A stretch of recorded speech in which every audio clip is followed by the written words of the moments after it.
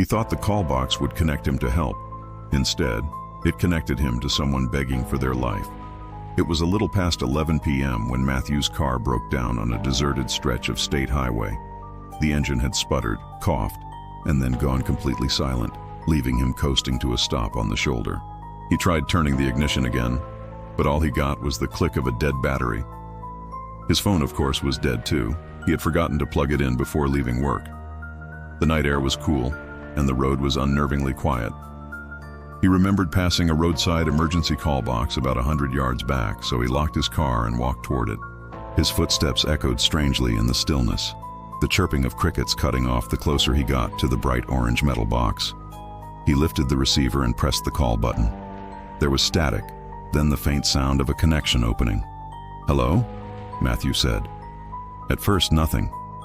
Then, abruptly, there was a woman's voice, but it wasn't calm or professional or anything he expected.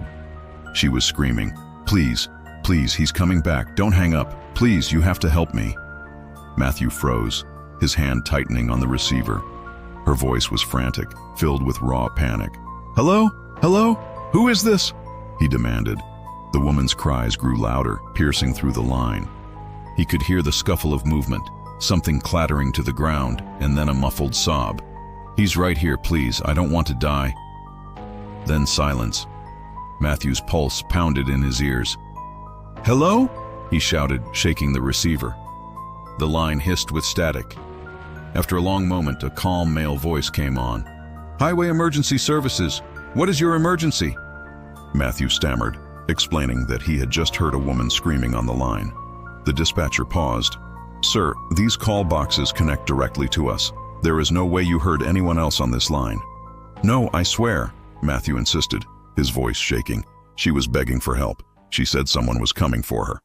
The dispatcher's tone remained polite but firm. "Sir, the line was dead until you connected it. Are you sure you weren't hearing static or interference?" Matthew's skin prickled. He knew what he heard. The raw terror in that woman's voice was not static. The dispatcher promised to send a tow truck, estimating 30 minutes. Matthew hung up reluctantly and started back toward his car, glancing behind him every few steps. The highway looked empty, but he couldn't shake the feeling of being watched.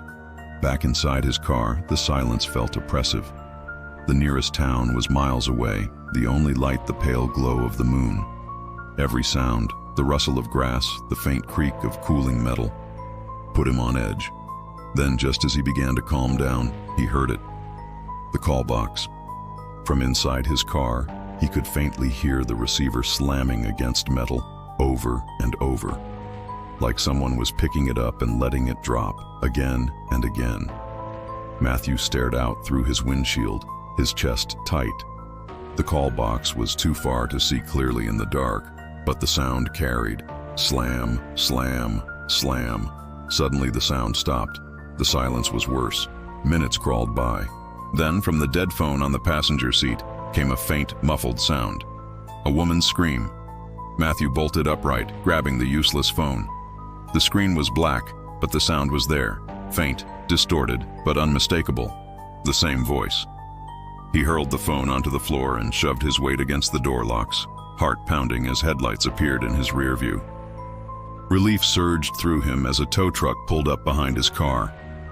The driver hopped out, an older man with a tired but kind expression. "Engine trouble?" he asked.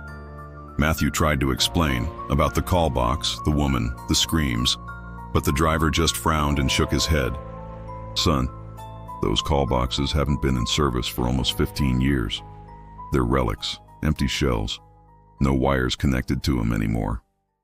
Matthew looked back down the highway at the glowing orange box. It stood there innocently in the dark, the receiver hanging limp. But even from this distance, he swore he saw it swaying, like someone had just let go of it. She was standing above his car, motionless and watching. And somehow, she was waiting at the very next overpass too. Ethan was driving home after visiting his parents one late summer evening. It was close to midnight when he found himself on an empty stretch of highway cutting through farmland. The road was long, straight, and lonely, lit only by his headlights and the occasional green highway sign flashing past. The hum of the tires on asphalt was steady, hypnotic.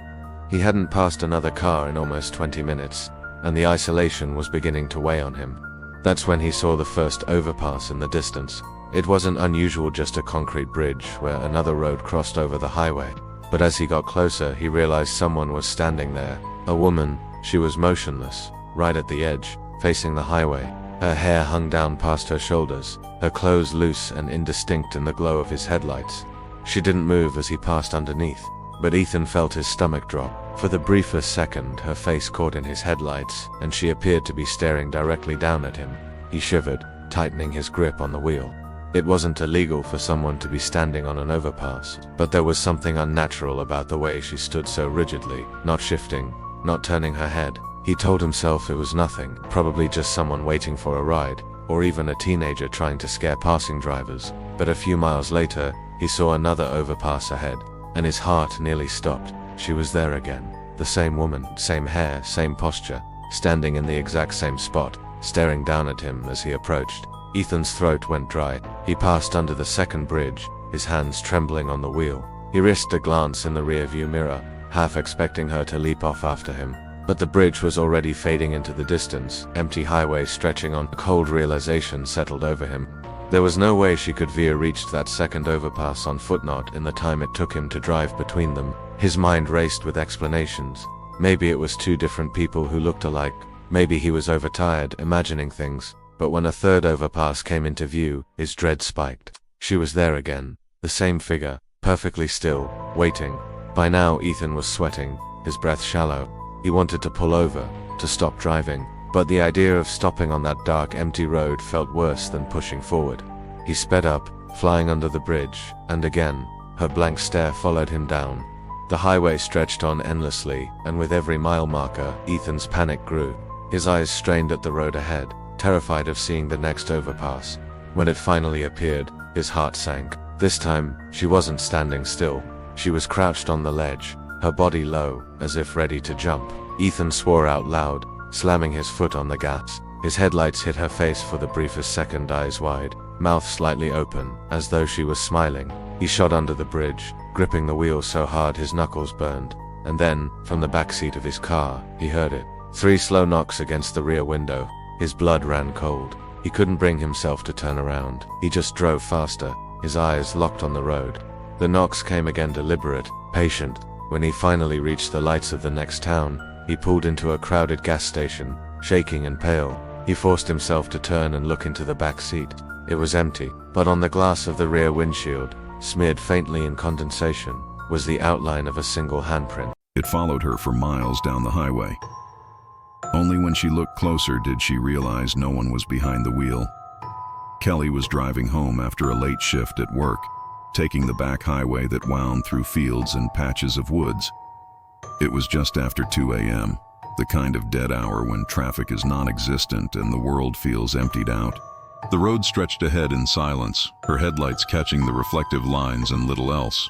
She was tired, sipping lukewarm coffee from a travel mug, when a pair of headlights appeared in her rearview mirror. A white van.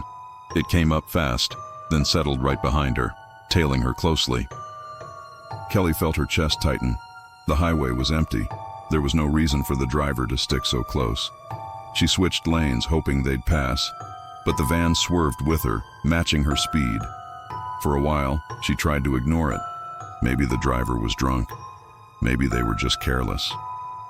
But when she sped up, the van did too. When she slowed, it slowed. Finally, frustrated and uneasy, she decided to pull into the next rest stop she saw. As she signaled toward the exit ramp, the van's headlights suddenly cut out. In the pitch-dark stretch of highway behind her, the van was still there. She could just barely make out its pale, boxy outline in her mirror, coasting silently behind her with no lights. Her skin prickled. Something was wrong. She pressed harder on the gas, abandoning the idea of stopping. The van's lights flicked on again, glaring into her mirror. It followed.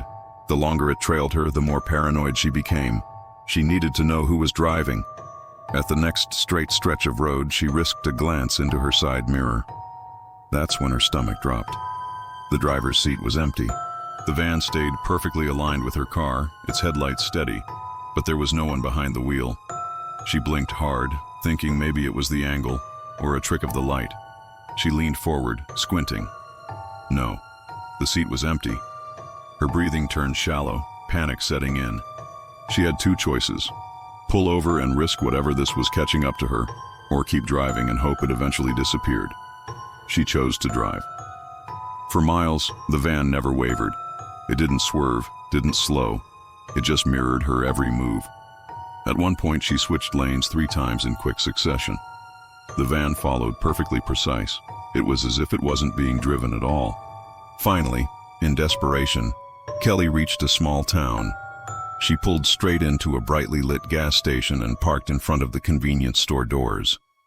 Heart hammering, she glanced back to see if the van had followed her in. At first, the highway looked empty. Then slowly, the white van crept past the gas station entrance. Its headlights caught her face for just a second before they flicked off again, the vehicle rolling silently into the dark.